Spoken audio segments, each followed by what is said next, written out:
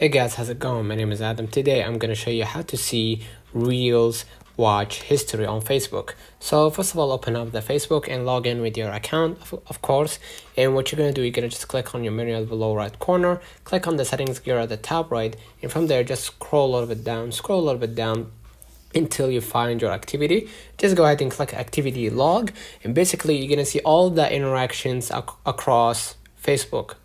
So basically this activity log is, everything that you interacted with in your Facebook, right? You're gonna be able to see it here, whether it was websites, apps, whatever it might be, right? So I'm gonna just click your Facebook activity, scroll a little bit down, and I'm gonna just go ahead and manage Reels. And from here, you're gonna see all the Reels that you watched right here. And if you want to filter the search, right, just go ahead and select the date, if you want it to be recently or something like that.